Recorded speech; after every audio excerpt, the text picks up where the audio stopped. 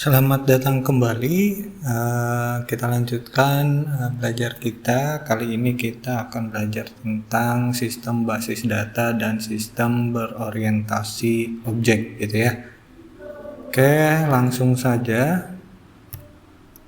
Nah, konsep basis data menurut Chow, basis data merupakan kumpulan informasi yang bermanfaat yang diorganisasikan ke dalam tata cara yang khusus. Data merupakan fakta atau nilai value yang terdapat atau merepresentasikan deskripsi dari suatu objek. Data yang merupakan fakta yang tercatat dan selanjutnya dilakukan pengolahan proses menjadi bentuk yang berguna atau bermanfaat bagi pemakainya, akan membentuk apa yang disebut informasi, gitu ya. Jadi data diproses menjadi informasi, gitu ya. Secara konsep, basis data atau database yaitu kumpulan dari data-data yang membentuk suatu berkas file yang saling berhubungan dengan tata cara yang tertentu untuk membentuk data baru atau informasi. Atau basis data atau database juga merupakan kumpulan dari data yang saling berhubungan atau yang berelasi antara satu dengan yang lainnya, yang diorganisasikan berdasarkan skema atau struktur tertentu, gitu ya. Jadi database itu intinya kumpulan data yang saling berhubungan, gitu ya. Selanjutnya, dalam basis data bersifat integrated dan shared. Jadi integrated dan shared ini teman-teman yang saling berhubungan dan dapat diakses oleh semua yang berkepentingan, gitu ya. Intinya seperti itu. Nah, di sini ada 2 poin. Yang pertama itu terpadu atau integrated, berkas-berkas data yang ada pada basis data saling terkait atau terjadi dependensi data, gitu ya. Yang kedua, berbagi data atau share, data yang sama dapat dipakai oleh sejumlah pengguna dalam waktu yang bersamaan, sering dinamakan sebagai sistem multi-user, gitu ya. Jadi datanya itu kalau database atau basis data, gitu ya, bersifat integrated yang saling berhubungan dan dapat dibagikan atau multi-user atau dapat dipakai secara bersamaan, gitu ya. Oke, selanjutnya suatu bangunan basis data memiliki jenjang sebagai berikut, gitu ya. Ini ada karakter, ada field atau item, ada record, rekaman atau tuple, ada file, ada basis data. Jadi dari bawah dulu ada karakter, ada field, ada record, ada file, ada basis data, gitu ya. Nah, ini akan dijelaskan di slide selanjutnya. Oke, ini contohnya teman-teman. Di sini ada sebuah basis data, gitu ya. Ada basis data. Di sini ada tabel, gitu ya. Kalau teman-teman sudah menggunakan Microsoft Excel, gitu ya. Ini mirip sebetulnya. Jadi visualnya mirip seperti Microsoft Excel, teman-teman, gitu ya. Jadi di sini ada field yang tadi, gitu ya. Terus ada record itu yang barisnya, gitu ya. Satu baris ini record, satu baris ini record. Ini fieldnya ada jenis kelamin, ada tanggal lahir, ada alamat, ada nama, ada NIP, gitu ya. Dan ini menjadi sebuah file pegawai, gitu ya. File pegawai ini memiliki banyak file-file, gitu ya. Ada filenya siapa saja, gitu ya. Ada pegawai namanya A, namanya B, C, D, dan jabatannya dan lain-lain, gitu ya. Ada gajinya juga, gitu ya. Nah, itu disebut basis data. Yang saling terhubung itu basis data, gitu ya. Nah, itu juga seperti tadi bersifat shared dan integrated, gitu ya. Jadi data-datanya saling berhubungan dan dapat dipakai oleh multi-user atau dapat dipakai oleh kita secara bersamaan, gitu ya. Oke, selanjutnya, sistem basis data merupakan perpaduan antara basis data dan sistem manajemen basis data atau SMBD. Database yang kompleks dan disertai dengan teknik pendokumentasian dan prosedur manipulasinya akan membentuk sistem manajemen basis data atau SMBD, atau juga mungkin lebih dikenal dengan DBMS gitu ya, Database Management System. Jadi teman-teman juga akan lebih mengenal DBMS gitu ya dibandingkan dengan SMBD gitu. Oke, singkatannya adalah DBMS, database dan program untuk mengaksesnya. Jadi DBMS itu sebuah program untuk mengakses database-nya gitu ya, atau database yang kita buat atau yang kita rancang gitu ya. Jadi DBMS itu sebuah programnya atau softwarenya, atau gampangnya lagi mungkin aplikasinya gitu ya, aplikasinya untuk mengolah database kita gitu ya. Database-nya bisa apa saja gitu. Oke, selanjutnya komponen-komponen sistem basis data. Yang pertama ada hardware sebagai pendukung operasi pengolahan data seperti CPU, memori, disk, terminal dan sebagainya. Ya, karena kalau kita mau mengoperasikan basis data, mau menggunakan basis data, itu juga pasti perlu komputernya atau hardware-nya gitu ya. Oke, selanjutnya software sistem operasi. Nah, sistem operasinya teman-teman sebetulnya juga banyak sekali, itu hampir semuanya bisa dipakai untuk melakukan atau bisa untuk mengolah basis data gitu ya, atau database gitu. Selanjutnya software pengolah basis data DBMS.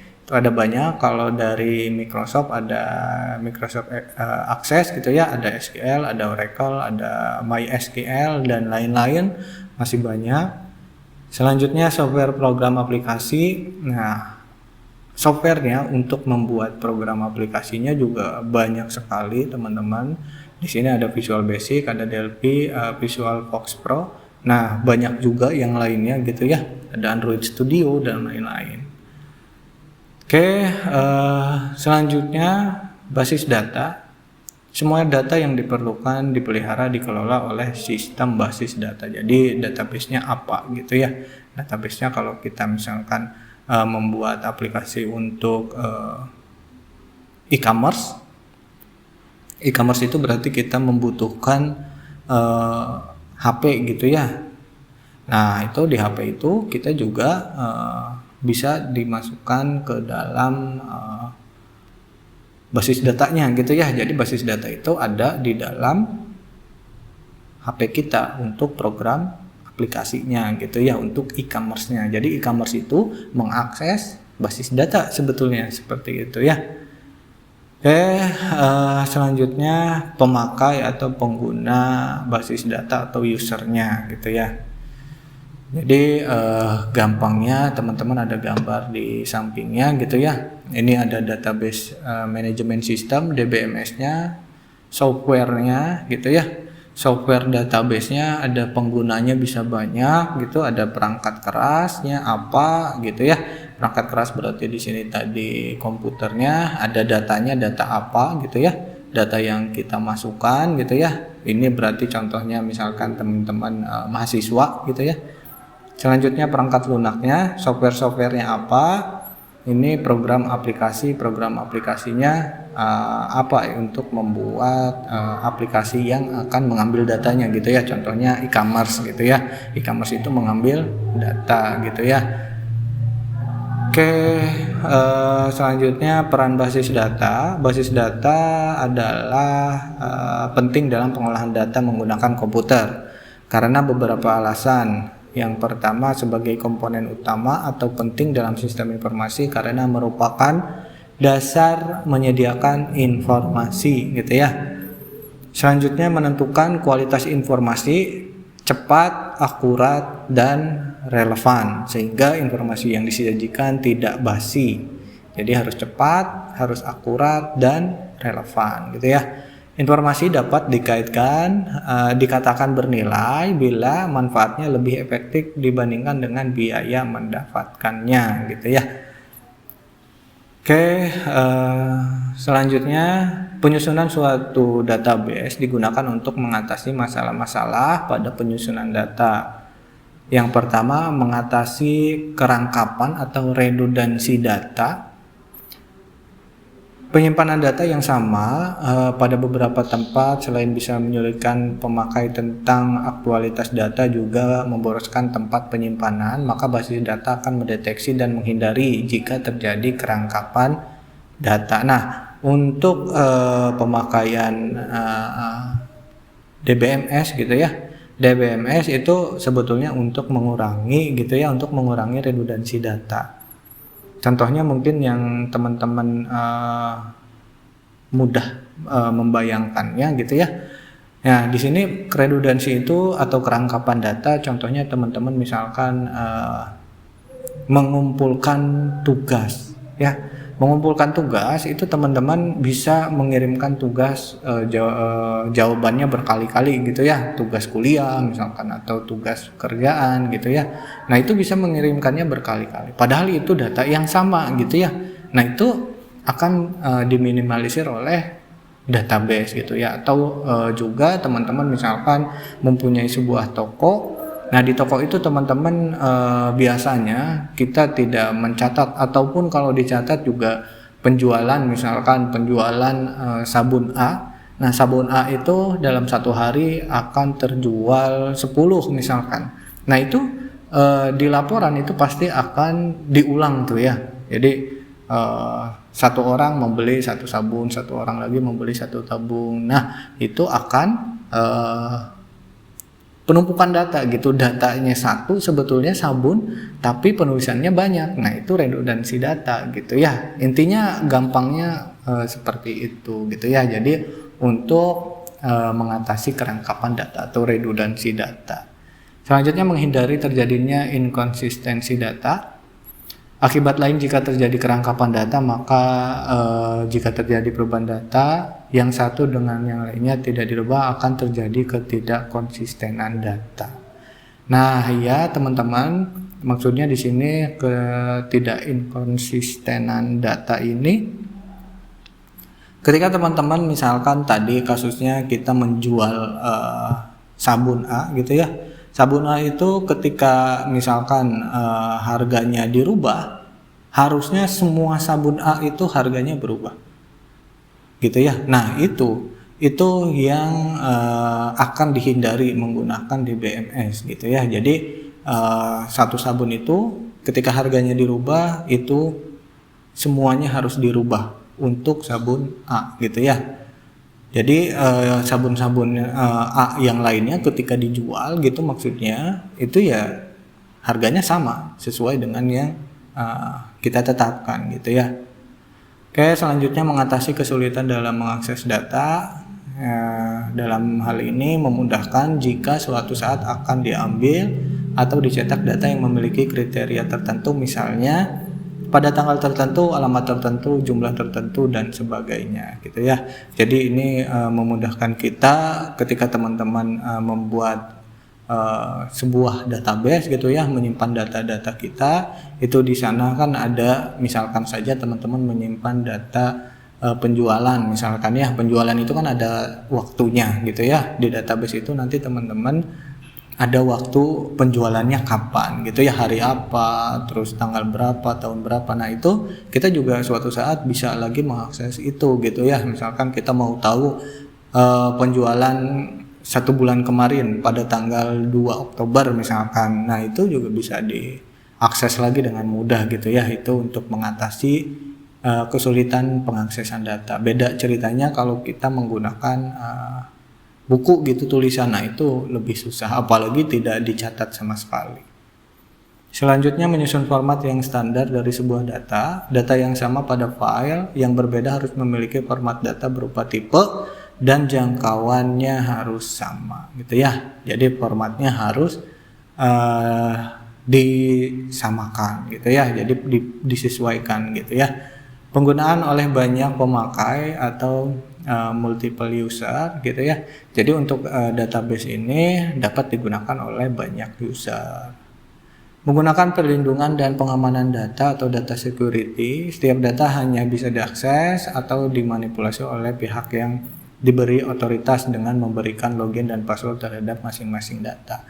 Nah, nanti juga teman-teman untuk DBMS gitu ya, untuk database itu teman-teman nanti akan diharuskan gitu ya, atau sebaiknya itu menggunakan login gitu ya untuk mengakses datanya gitu ya, untuk memastikan kalau itu memang benar-benar orang yang diberi otoritas gitu ya, atau yang berhak gitu ya. Selanjutnya menyusun integritas dan independensi data. Basis data merupakan data kompleks yang bisa diintegrasikan sehingga kita bisa memanipulasi untuk mendapatkan berbagai bentuk form dan laporan yang kita inginkan gitu ya. Nah, yang akhirnya juga teman-teman ini akan menjadi laporan gitu ya. Jadi apakah itu nantinya bentuknya grafik atau nantinya juga akan berbentuk laporan gitu dalam printer, di print gitu ya, itu sebetulnya sama saja gitu ya. Selanjutnya abstraksi data. Abstraksi data ini keunggulan utama sistem basis data merupakan user mampu menyusun suatu pandangan atau view abstraksi dari data. Hal ini bertujuan untuk menyederhanakan interaksi antara pengguna dengan sistemnya. Dengan basis data dapat mempresentasikan pandangan yang berbeda kepada para pengguna, programmer, dan administrator. Nah, di sini teman-teman maksudnya teman-teman juga harus membuat database kita gitu ya, ada pemakai gitu ya gampangnya. Jadi yang kita buat itu supaya mudah dibaca oleh pengguna ataupun programmer ataupun administrator gitu ya. Jadi teman-teman itu harus mudah gitu ya, harus dapat dibaca, harus dapat merepresentasikan gitu ya. Jadi jangan sampai misalkan saja teman-teman membuat sebuah database mahasiswa, tapi nama databasenya, nama tabelnya misalkan namanya misalkan penjual, kan itu tidak relevan gitu ya. Oke, di sini gambarnya teman-teman. Nah, mungkin ini akan lebih jelasnya nanti ada di pertemuan atau mata kuliah lain gitu ya. Di sini ada level fisik, ada level konseptual, ada view level gitu ya. Nah, ini akan dijelaskan di pertemuan mungkin nanti kalau kita akan bahas gitu ya. Kalau dibahas di sini pasti lama sekali. Nah, jadi intinya seperti itu teman-teman gitu ya. Jadi intinya disesuaikan saja gitu ya. Selanjutnya database management system atau DBMS. Suatu sistem manajemen basis data atau database management system berisi kumpulan atau koleksi data yang saling berelasi dengan set program untuk mengakses data tersebut gitu ya. Jadi kumpulan data yang saling berelasi atau saling berhubungan itu DBMS gitu ya. Oke, manfaat penggunaan DBMS yang pertama untuk mengorganisasikan dan mengelola data dalam jumlah besar, untuk membantu dalam melindungi data dari kerusakan yang disebabkan penggunaan atau pengaksesan yang tidak sah, memudahkan dalam pengambilan kembali data, yang terakhir untuk memudahkan dalam penggunaan atau pengaksesan data secara bersamaan dalam suatu jaringan gitu ya. Jadi di sini ada beberapa manfaatnya teman-teman. Yang pertama mengelolanya bisa dengan jumlah yang besar. Selanjutnya melindungi data. Selanjutnya juga pengambilan datanya kita juga akan lebih cepat gitu ya. Yang terakhir yaitu untuk pengaksesan data dari manapun gitu ya, jadi lebih mudah. Selanjutnya keunggulan DBMS yang pertama praktis yaitu penggunaan media penyimpanan yang berukuran kecil namun padat formasi gitu ya. Selanjutnya kecepatan, yaitu mesin dapat mengambil atau mengubah data jauh lebih cepat daripada manusia. Selanjutnya mengurangi kejenuhan, yaitu menghindari pekerjaan yang berulang-ulang dan monoton yang bisa membosankan. Selanjutnya kekinian atau up to date. Informasi yang tersedia pada DBMS akan bersifat mutakhir dan akurat setiap saat gitu ya. Selanjutnya database dapat dinyatakan sebagai suatu sistem yang memiliki karakteristik antara lain. Jadi karakteristik dari database gitu ya. Yang pertama merupakan suatu kumpulan data yang disimpan bersama tanpa mengganggu satu sama lain atau membentuk kerangkapan data gitu ya. Jadi yang tadi sudah dibahas sebetulnya ini untuk mengurangi redundansi data gitu ya. Selanjutnya kumpulan data dalam database dapat digunakan oleh sebuah program aplikasi lebih secara optimal gitu ya. Selanjutnya penambahan data baru, modifikasi dan pengambilan kembali dari data dapat dilakukan dengan mudah dan terkontrol gitu ya. Lingkup DBMS ada beberapa poin teman-teman. Yang pertama komponen perangkat lunak yang membentuk sistem manajemen basis data. Perangkat lunak sistem yang berinteraksi dengan sistem manajemen basis data. Yang terakhir utilitas baik loading maupun backup, reorganisasi file, report generation maupun performance monitoring gitu ya. Jadi lingkup-lingkup dari DBMS itu ini gitu ya. Selanjutnya arsitektur DBMS. Arsitektur data menjadi sebuah sumber bisnis pada sebuah lingkungan basis data. Sistem informasi dibangun di sekitar sumber ini untuk membuat programmer komputer atau pengguna akhir dapat mengakses data secara fleksibel. Arsitektur data bisnis mendefinisikan bagaimana bisnis tersebut akan berkembang dan menggunakan file maupun database untuk menyimpan semua data dalam organisasi. Teknologi file dan database untuk digunakan dan setup struktur administrasi untuk mengontrol sumber data. Database arsitektur mengacu pada teknologi database yang mencakup database engine, database utility, alat cache database untuk analisa dan desain, dan alat pengembangan aplikasi database gitu ya. Oke, selanjutnya arsitektur basis data dibangun menggunakan format paket bahasa DDL dan DML gitu ya. Nah ini juga akan mungkin akan diperjelas lagi di mata kuliah sistem basis data gitu ya. Ini akan lebih jelas di mata kuliah itu nanti gitu ya. Ya di sini hanya gambaran umumnya saja gitu ya. Oke, DDL atau Data Definition Language yang merupakan suatu paket bahasa DBMS yang berguna untuk melakukan spesifikasi terhadap skema basis data. Contoh perintah DDL misalnya create tabel, jadi membuat tabel, create index, membuat indeks, alter table berarti merubah tabel, drop view, menghapus view, drop index berarti menghapus indeks gitu ya. Selanjutnya ada DML, Data Manipulation Language gitu ya, yang merupakan suatu paket DBMS yang memperbolehkan pemakai untuk mengakses atau memanipulasi data sebagaimana yang telah diorganisasikan sebelumnya dalam model data yang tepat. Dengan DML kita akan dapat mengambil informasi yang tersimpan dalam basis data, menyisipkan informasi baru dalam basis data, menghapus informasi dari tabel. Jadi untuk DML intinya ini menyimpan datanya gitu ya.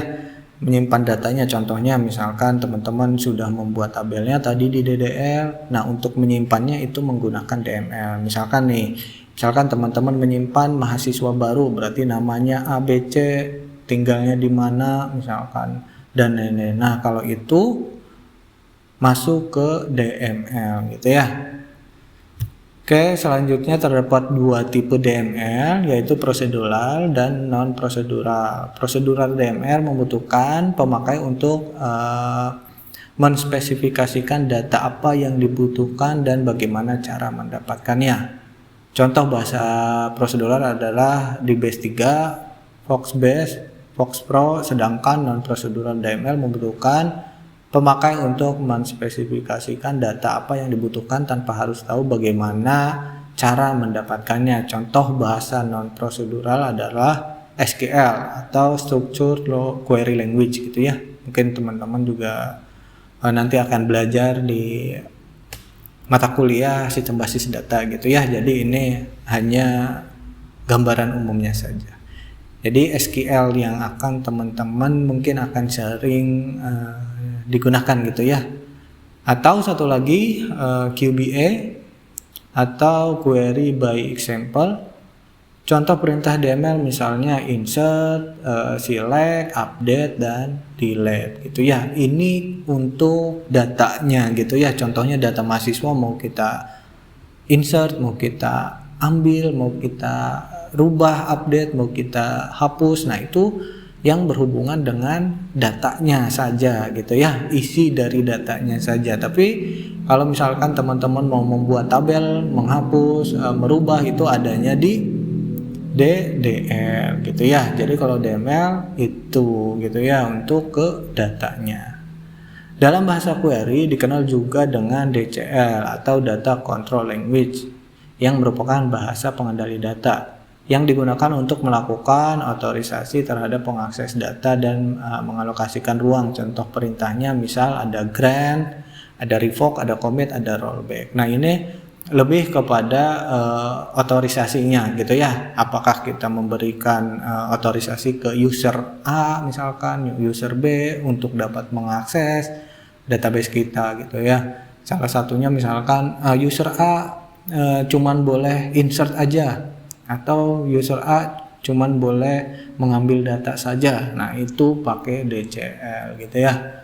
Selanjutnya ketiga perintah bahasa tersebut DDL, DML, DCL saat ini telah dibentuk menjadi paket bahasa yang disebut sebagai SQL atau Structured Query Language, yang pada prakteknya implementasi SQL sangat bervariasi. Tidak semua fitur SQL didukung oleh vendor software.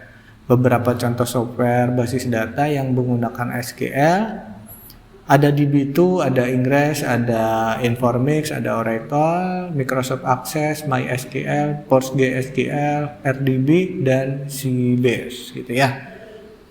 Dan sebetulnya masih ada banyak lagi gitu ya.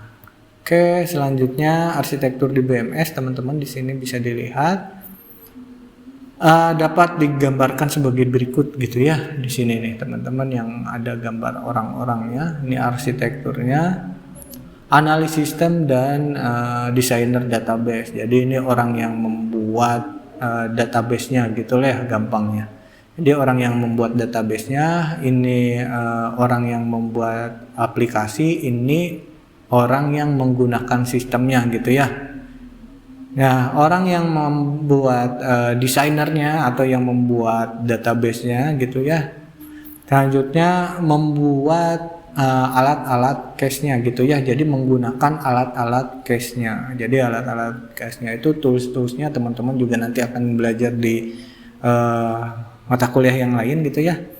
Jadi ini pemodelan teman-teman. Jadi pemodelan nanti database-nya kita mau misalkan menggunakan apa, relasinya bagaimana, keterhubungannya seperti apa, ini di sini gitu ya. Selanjutnya untuk DBMS-nya atau DDL-nya dan lain-lain gitu ya, DML itu berhubungan dengan data-data usernya gitu ya, yang akan nantinya digunakan oleh orang yang membuat aplikasi gitu ya. Orang yang membuat aplikasi itu akan berhubungan dengan database-nya gitu ya. Selanjutnya data ini juga DML itu yang akan berhubungan langsung dengan user pengguna gitu ya, karena teman-teman contohnya misalkan teman-teman menggunakan Facebook gitu ya. Facebook itu kita langsung bisa melakukan post update atau status gitu ya. Nah berarti sebetulnya itu kita memasukkan data gitu ya, DML ke database Facebooknya gitu ya. Tapi kita nggak bisa membuat tabelnya gitu ya, merubah tabelnya. Intinya gambarannya seperti itu gitu ya.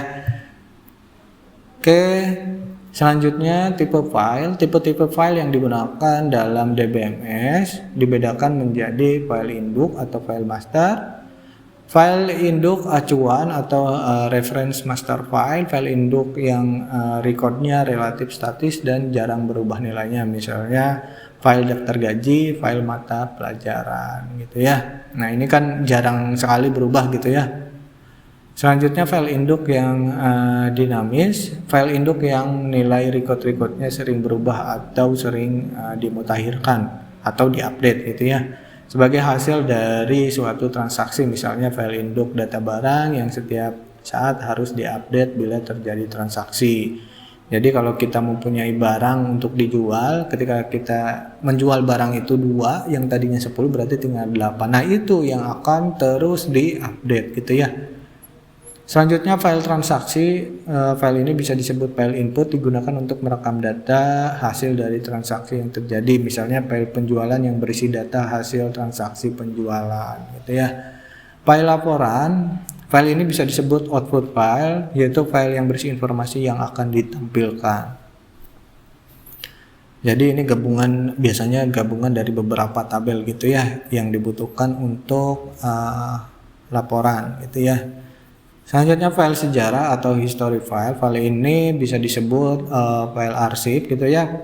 Merupakan file yang berisi data masa lalu yang sudah tidak aktif lagi tetapi masih disimpan sebagai arsip. Oke, selanjutnya file pelindung atau backup file. File ini merupakan salinan dari file-file yang masih aktif di dalam database pada suatu saat tertentu. File ini digunakan sebagai pelindung atau cadangan bila file database yang aktif mengalami kerusakan atau hilang. Selanjutnya keamanan basis data. Saat ini sering terjadi kasus pembobolan sistem keamanan komputer baik di perusahaan maupun lembaga-lembaga yang menggunakan komputer sebagai alat bantu. Hal ini terjadi karena semakin majunya teknologi yang dikuasai oleh seseorang atau mungkin karena masih lamanya sistem keamanan komputer gitu ya. Jadi pada dasarnya keamanan sistem dapat dibedakan menjadi 3 poin gitu ya. Yang pertama keamanan eksternal yang menyangkut keamanan komputer dari ancaman perusakan fisik gitu ya. Jadi percuma kita punya database yang bagus, sistemnya sudah bagus tapi komputernya cepat dicuri oleh orang lain ya percuma juga gitu ya. Selanjutnya keamanan interface, user interface security yang berkaitan dengan identifikasi user sebelum menggunakan atau mengakses data maupun program dalam suatu komputer gitu ya. Jadi intinya teman-teman sama seperti kita login ke Facebook gitu ya, itu juga memerlukan login dulu gitu ya kalau kita mau menggunakan data kita gitu ya, data-data kita yang ada di Facebook. Nah itu gambaran umum saja gitu ya supaya teman-teman kebayang maksudnya apa. Selanjutnya keamanan internal, yaitu keamanan yang berkaitan dengan keamanan hardware dan sistem operasi dalam menjaga sekuritas dan integritas suatu data gitu ya. Jadi sistem operasi juga harus diperhatikan karena banyak virus contohnya seperti itu gitu ya. Oke, selanjutnya teknik merancang model basis data. Dalam DBMS terdapat beberapa model basis data yang digunakan untuk menyatukan hubungan antara record-record yang ada dalam basis data gitu ya. Yang pertama flat file, data terletak di dalam tabel tunggal. Hierarchical menggunakan pola induk-induk atau parent-child. Network disebut juga DBTG atau Database Task Group, atau Codasil Conference on Data System Language, dan relasional terdiri dari tabel-tabel ternormalisasi dengan field-field kunci sebagai penghubung relasional antar tabel gitu ya. Nah ini yang akan sering digunakan relasional gitu ya. teman-teman juga nanti mungkin akan lebih sering menggunakan yang relasional gitu ya. Oke, selanjutnya sebetulnya terdapat teknik yang lebih baru dari model relasional, yaitu DBMS deduktif, DBMS pakar, semantik, berorientasi objek, relasional, universal. Namun teknik tersebut masih relatif jarang digunakan saat ini, sedangkan teknik relasional telah didukung dan merupakan standar dari bahasa SQL gitu ya. Nah, ini juga teknik-tekniknya sebetulnya banyak gitu ya, yang berorientasi objek juga ada gitu ya, tapi biasanya kita menggunakan yang relasional gitu ya. Selanjutnya, pendekatan paling umum dan banyak digunakan dalam melakukan perancangan model konseptual yaitu dengan menggunakan model data relasional yang memiliki dua buah teknik, yaitu yang pertama normalisasi, yang kedua entity relationship diagram atau ERD gitu ya. Jadi ada normalisasi dan ERD. Oke, teknik normalisasi merupakan sebuah teknik relasi basis data dengan melakukan proses pengelompokan data elemen menjadi tabel yang menunjukkan entitas dan relasinya. Pada proses normalisasi selalu diuji pada beberapa kondisi, apakah terdapat kesulitan dalam menambah atau insert, menghapus atau delete, mengubah, mengambil pada suatu database. Jika terdapat kesulitan, maka tabel tersebut dipecah atau dibagi lagi menjadi beberapa tabel lagi hingga pemakaian database menjadi optimal gitu ya. Jadi intinya teknik normalisasi ini mengelompokkan sesuai dengan jenisnya lah, gampangnya gitu ya. Jadi kalau misalkan dia mahasiswa, ya berarti data-data yang berhubungan dengan mahasiswa saja gitu ya. Kalau nilai berarti itu bukan bagian dari mahasiswa, sebetulnya itu bagian lain gitu ya. Jadi ada tabel lain untuk nilai. Kalau mahasiswa itu khusus untuk mahasiswa saja, ada alamat, ada tanggal lahir misalkan gitu ya. Jadi untuk nilai beda lagi, untuk mata kuliah beda lagi. Nah, itu pengelompokannya sesuai dengan jenisnya saja, gampangnya seperti itu gitu ya. Oke, selanjutnya sebuah teknik normalisasi digunakan untuk memproduksi sebuah model data yang memenuhi kriteria kualitas sebagai berikut gitu ya. Ada beberapa poin. Yang pertama, ada model data yang bagus adalah data yang modelnya sederhana. Model data yang baik secara esensi adalah tidak redundan atau tidak rangkap. Model data yang baik harus fleksibel dan dapat disesuaikan dengan kebutuhan masa depan. Jadi intinya database atau model data normalisasi itu intinya yang paling normal itu yang paling bagus gitu ya, yang paling sederhana yang paling bagus, dan tidak rangkap datanya gitu ya.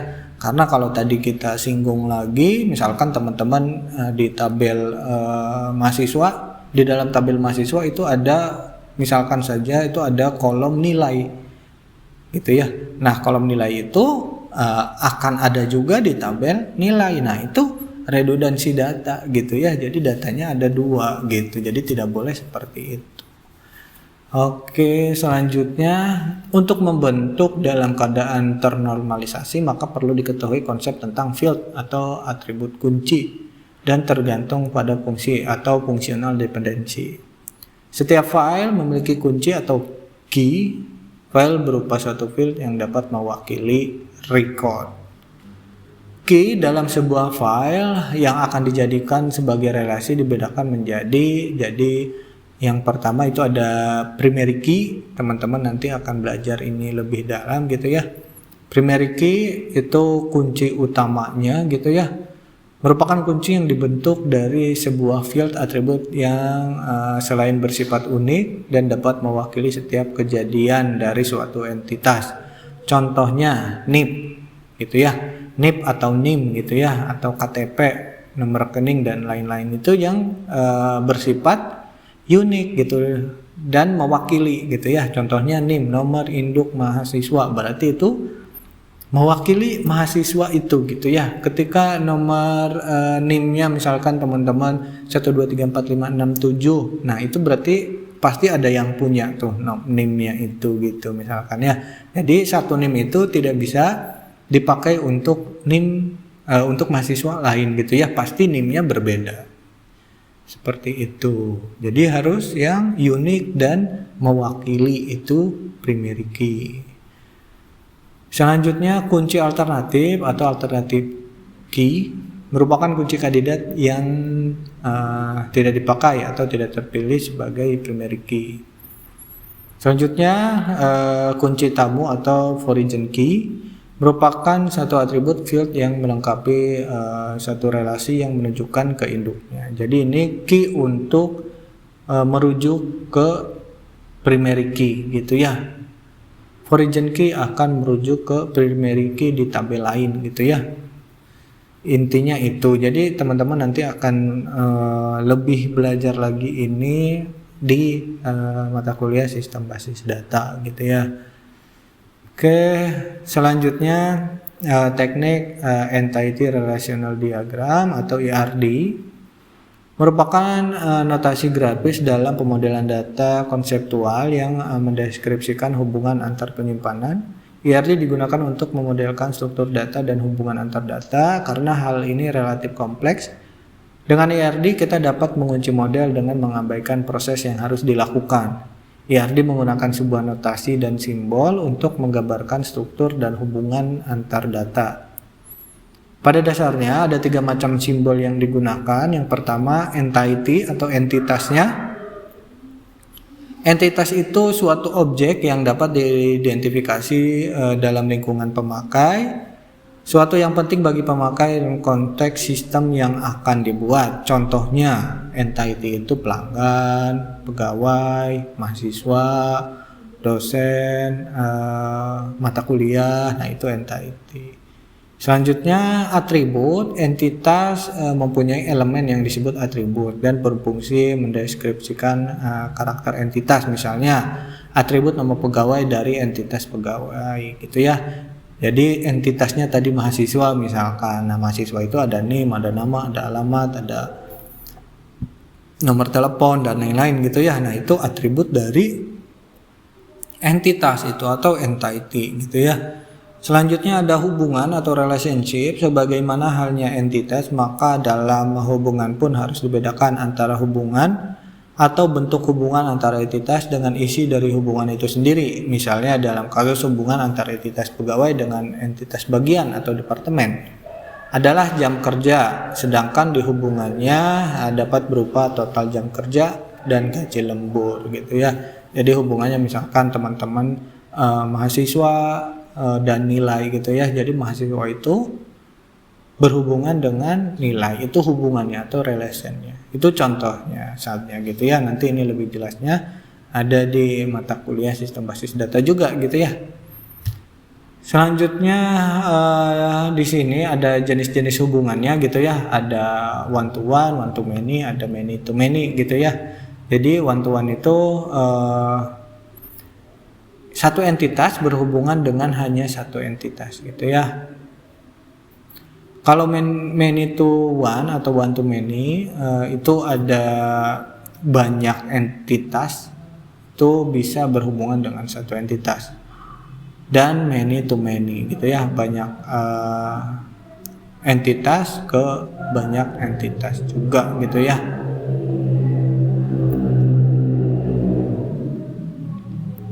Oke, selanjutnya contohnya mungkin gitu ya. Jadi one to one itu misalkan gini deh, misalkan satu universitas memiliki satu rektor. Nah, itu contoh relasi one to one gitu ya. Satu negara memiliki satu presiden, seperti itu gitu ya. Selanjutnya untuk one to many, satu mahasiswa bisa mengambil banyak mata kuliah gitu ya. Jadi itu relasinya. Contohnya untuk many to many, misalkan teman-teman banyak ojek gitu ya, banyak tukang ojek dapat menarik banyak penumpang gitu ya, seperti itu. Oke, selanjutnya sistem berorientasi objek. Pendekatan berorientasi objek atau object oriented approach gitu ya, merupakan pendekatan suatu metodologi atau cara yang diambil dari filsafat dunia nyata yang diterapkan pada teknologi informasi.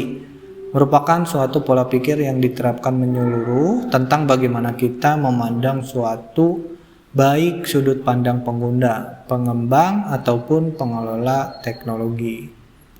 Tujuan dari metodologi object oriented adalah sebagai salah satu alternatif pendekatan permasalahan untuk mencari solusi pemecahan. Metodologi berorientasi objek merupakan perkembangan selanjutnya dari metodologi sebelumnya, seperti metodologi prosedural, sekuensial, konkurensi maupun modular gitu ya. Oke, selanjutnya keunggulan pendekatan berorientasi objek. Yang pertama, keunggulan itu menuntun penggunaan ulang atau reuse komponen-komponen program sebelumnya yang menjadikan proses pengembangan software dapat dilakukan lebih cepat dan berkualitas tinggi gitu ya. Mungkin ini akan teman-teman rasakan nanti ketika sudah bermain dengan framework gitu ya, programnya dengan framework. Nah ini akan sangat berguna gitu ya, akan sangat dirasakan. Oh ternyata memang benar pemrograman berorientasi objek atau pendekatan berorientasi objek ini dapat digunakan lagi gitu ya. Jadi yang kita buat program itu dapat digunakan lagi di fungsi selanjutnya, misalkan seperti itu. Contohnya seperti itu ya. Selanjutnya mempermudah dalam pemeliharaan karena memiliki struktur yang runtut dan stabil gitu ya, atau inherit. Selanjutnya keunggulan yang ketiga, lebih mudah diadaptasi dan diskala menjadi sistem yang lebih besar dengan merakit subsistem yang dapat digunakan ulang gitu ya. Seperti tadi gitu yang sudah dijelaskan gitu ya. Nanti teman-teman akan mungkin lebih terasa gitu ya, pendekatan berorientasi objek itu lebih enak gitu ya, dapat digunakan lagi soalnya. Selanjutnya konsep dan karakteristik objek.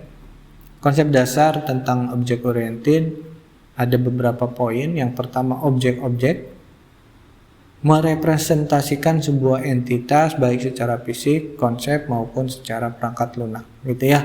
Jadi entitasnya bagaimana gitu ya, itu untuk objek. Untuk kelas, definisi abstrak dari sebuah objek di mana dijelaskan bahwa struktur dan kelakuan dari tiap objek yang tergabung dalam suatu kelas gitu ya. Jadi kelas ini lebih kepada teman-teman abstraknya dari objek gitu ya, objeknya apa gitu ya. Oke, selanjutnya atribut merupakan nama-nama properti dari sebuah kelas yang menjelaskan batasan nilainya dari properti yang dimiliki oleh sebuah kelas tersebut gitu ya. Jadi ada atribut-atributnya juga gitu ya, ada objek, ada kelas, ada atribut, ada operasi. Kalau operasi itu untuk implementasi dari layanan yang dapat diminta dari sebuah objek, dari sebuah kelas yang menentukan tingkah lakunya gitu ya, operasinya atau metode-metodenya gitu ya. Selanjutnya antarmuka atau polymorphism. Sebuah antarmuka yang menutupi bagian-bagian detail di dalamnya disebut juga penerapan dari polymorphism, yaitu kemampuan untuk menyembunyikan banyak detail implementasi yang berbeda-beda dari dan dengan hanya menggunakan sebuah antarmuka yang sama. Merupakan juga pengembangan konsep enkapsulasi gitu ya.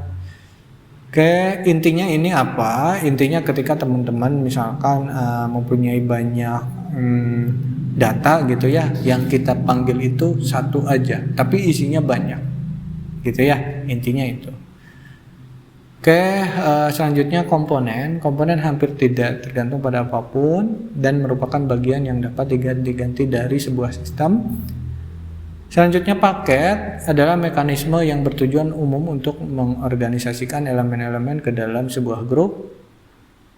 Dan subsistem adalah pemodelan elemen yang mempunyai tata bahasa dari paket, seperti dapat terdiri dari pemodelan elemen yang lain dan sebuah kelas, seperti mempunyai tingkah laku sendiri gitu ya.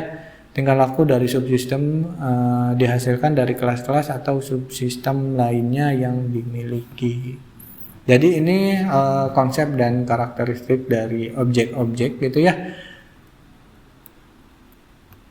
Selanjutnya keterhubungan, menyediakan cara-cara berkomunikasi antar objek. Ada beberapa cara keterhubungan antar objek, yaitu asosiasi, ada asosiasi agregasi, asosiasi komposisi, dependensi, generalisasi, dan realisasi. Dependensi yaitu menggunakan keterhubungan yang menampilkan keterhubungan antara pengguna dengan penyedia, di mana perubahan spesifikasi pada sisi penyedia akan mempengaruhi pengguna gitu ya. Selanjutnya generalisasi adalah keterhubungan membuat khusus ataupun umum, di mana elemen-elemen dari elemen yang lebih khusus subtipe atau child dapat mengganti elemen dari elemen yang lebih umum, misalnya dari parent. Selanjutnya realisasi adalah keterhubungan secara tata bahasa antar dua klasifikasi. Satu klasifikasi berlaku sebagai penghubung, sedangkan lainnya menyetujui untuk membawa gitu ya. Agregasi merupakan bentuk asosiasi khusus yang secara kuat memodelkan seluruh bagian dari asosiasi antara hubungan satu bagian kelas secara keseluruhan dengan bagian tertentu dari kelas lainnya. Contohnya keterhubungan dari kelas siswa dengan kelas jadwalnya. Semua pada kelas siswa pasti memiliki sebuah kelas jadwal masing-masing gitu ya. Jadi setiap siswa salah satunya harus terdiri dari jadwalnya. Nah, di sini maksudnya teman-teman yang sudah tadi dijelaskan juga, kelas ini maksudnya bukan kelas ruangan gitu ya. Jadi kelas-kelas gitu ya, kelas yang ada pada objek gitu ya. Selanjutnya komposisi adalah bentuk keterhubungan agregasi yang lebih kuat lagi, kepemilikannya dan mempunyai jangka waktu yang timbul sesuai kebutuhan. Dari contoh agregasi, di mana kelas siswa dapat berdiri sendiri, sedangkan adanya kelas jadwal harus bergantung dan hanya bergantung kepada kemunculan kelas siswanya dan hanya merupakan bagian dari kelas siswa. Kelas jadwal tidak dapat selalu muncul, tapi sewaktu-waktu dapat dimunculkan melalui kelas siswa. Jadi ini bergantung ke kelas yang lebih besar gitu ya. Jadi kelas jadwal itu bergantung kepada kelas siswa, karena kalau tidak ada siswa pasti juga tidak ada jadwal gitu ya. Selanjutnya sistem berorientasi objek memiliki karakteristik atau prinsip dasar sebagai berikut. Yang pertama, abstraksi, kemampuan manusia untuk mengenali keserupaan di antara objek-objek, situasi-situasi atau proses-proses di dunia nyata, serta keputusan untuk berkonsentrasi pada keserupaan-keserupaan tersebut untuk mengabaikan perbedaan-perbedaan yang kecil gitu ya. Jadi intinya teman-teman di sini disesuaikan gitu ya, supaya teman-teman yang lain atau bagian programmer gitu ya mudah mengenali atau mudah membacanya gitu ya untuk dibuatkan programnya gitu ya. Selanjutnya pengkapsulan atau enkapsulasi merupakan pengemasan atau pembungkusan beberapa item ke dalam satu unit. Nah, seperti tadi juga sebetulnya ini sudah dijelaskan. Ini misalkan teman-teman mengirim data banyak gitu ya, tapi dalam suatu variabel gitu ya. Jadi semuanya dibungkus menjadi satu baru dikirimkan. Nah, itu enkapsulasi. Selanjutnya modularitas, yaitu memecahkan suatu yang kompleks atau rumit menjadi bagian-bagian kecil yang dapat dikendalikan atau diatur gitu ya. Jadi bagian-bagian kecil dari di programnya itu nanti akan menjadi fungsi-fungsi masing-masing, fungsi untuk menyimpan, misalkan fungsi untuk update, delete. Nah, itu fungsi-fungsi modularitasnya gitu ya. Selanjutnya polymorphism, kemampuan untuk memperoleh beberapa bentuk gitu ya. Jadi nanti akan menghasilkannya apa gitu ya, dijadikan apa bentuknya. Selanjutnya hierarki atau pewarisan atau inheritance, merupakan urutan atau aturan yang ditingkatkan abstraksi menjadi seperti struktur pohon gitu ya. Jadi misalkan pewarisan itu misalkan kelas utamanya misalkan makhluk hidup. Nah, makhluk hidup itu punya kelas anaknya gitu ya. Kelas anaknya itu misalkan manusia, ada hewan, ada tumbuhan, ada sudah ya itu ya. Oke. Itu jadi ada hewan, ada tumbuhan, ada manusia gitu ya. Oke, itu bagian dari kelas makhluk hidup gitu ya. Jadi makhluk hidup ada anaknya gitu ya, gampangnya seperti itu. Selanjutnya proses pengembangan software berbasis objek. Itu ada object oriented analysis, ada object oriented design, ada object oriented implementation. Jadi analisisnya itu harus menggunakan object oriented. Teman-teman nanti akan lebih belajar lagi di mata kuliah analisis gitu ya, sistem informasi. Selanjutnya object oriented design. Jadi desainnya menggunakan object oriented dan programnya atau implementasinya juga menggunakan object oriented implementation gitu ya. Selanjutnya analisis berbasis objek. Analisis berorientasi objek atau object oriented analysis yaitu tahapan menentukan kebutuhan perangkat lunak yang mendaftarkan apapun yang harus dipenuhi oleh sistem software, bukan mengenai bagaimana sistem software melakukannya, di mana hasil dari tahap analisis ini adalah dokumen software requirement specification gitu ya. Selanjutnya analisa object oriented yang baik adalah suatu proses dari identifikasi, pengelompokan, pengorganisasian dan menghasilkan informasi yang relevan pada sebuah domain berdasarkan pengkajian sistem yang ada dan sejarah pengembangannya. Jika pengetahuan yang diperoleh dari ahli sistem analis, pengetahuan dari teori dan teknologi yang akan diterapkan pada pengembangan sistem yang dimaksud. Jadi pada analisa ini teman-teman nantinya akan menghasilkan software requirement specification untuk object oriented gitu ya. Selanjutnya, tahap-tahap pemodelan analisis berorientasi objek menurut metode Kurt-Jordan. Yang pertama, pemodelan use case merupakan pemodelan sistem dari perspektif pandangan pemakai akhir gitu ya. Untuk menciptakan model-model use case, seorang analis dapat menempuh langkah-langkah sebagai berikut. Yang pertama, mengidentifikasi aktor-aktor. Terus use case-nya apa? Pembuatan diagram use case, pembuatan diagram sequence atau diagram kolaborasi untuk memperjelas masing-masing use case. Pembuatan diagram aktivitas untuk memperjelas model use case. Gitu ya. Yang kedua ada pemodelan struktur, yaitu pemodelan yang mendefinisikan struktur objek yang terdiri dari pemodelan CRC atau Class Responsibility Collaborator, yaitu untuk menerjemahkan kelas-kelas yang harus bertanggung jawab dalam mencapai use case. Selanjutnya, pendefinisian atribut-atribut kelas, pendefinisian operasi, pemodelan struktur atau hierarki, pemaketan, pemodelan hubungan kelas gitu ya. Jadi ada dua tahapan pemodelan analisis yang berorientasi objek gitu ya. Pemodelan use case dan pemodelan struktur. Selanjutnya pemodelan perilaku kelas objek. Yang pertama, bentuk pemodelan perilaku kelas objek merupakan pemodelan dinamis dari sistem yang merepresentasikan perilaku sistem sebagai fungsi dari suatu kejadian dan waktu. Untuk menciptakan model dinamis, maka analis melakukan langkah-langkah sebagai berikut.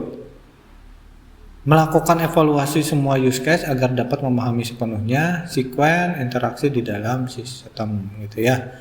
Mengidentifikasi kejadian-kejadian yang menuntun sequence interaksi dan memahami bagaimana kejadian-kejadian ini berhubungan dengan objek-objek tertentu. Selanjutnya membuat diagram sequence untuk masing-masing use case, membuat diagram kolaborasi untuk masing-masing kelas objek. Jadi nanti ini teman-teman yang akan teman-teman gunakan gitu ya, yang akan teman-teman rancang gitu ya, yang akan teman-teman juga nanti dilalui tahapan-tahapan ini gitu ya.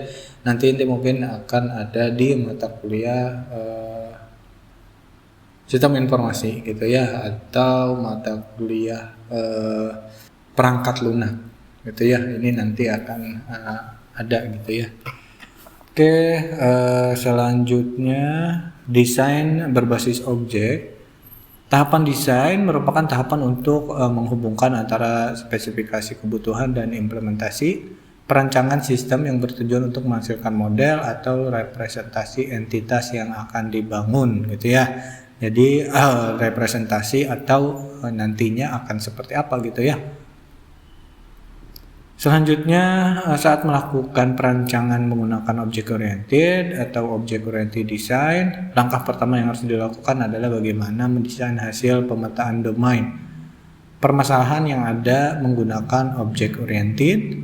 Saat ini telah dikembangkan suatu bahasa pemodelan untuk metode object oriented yang menggabungkan hampir semua notasi yang ada menjadi notasi standar, yaitu Unified Modeling Language atau UML.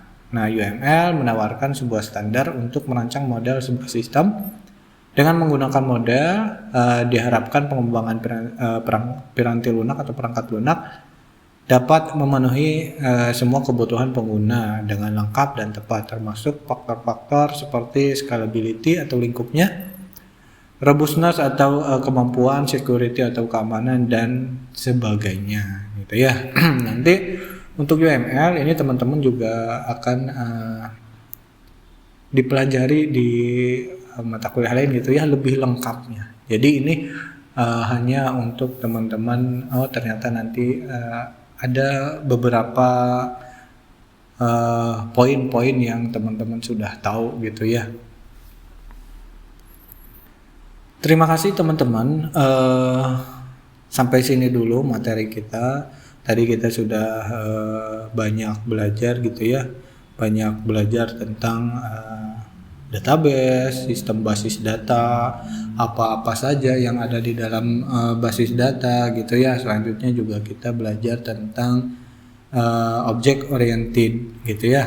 Object oriented database itu teman-teman juga nanti akan melakukan perancangan menggunakan UML gitu ya, Unified Modeling Language. Nah, itu juga akan dipelajari oleh teman-teman di mata kuliah yang akan datang gitu ya. Terima kasih teman-teman, sampai sini saja. Sampai ketemu di pertemuan atau video selanjutnya.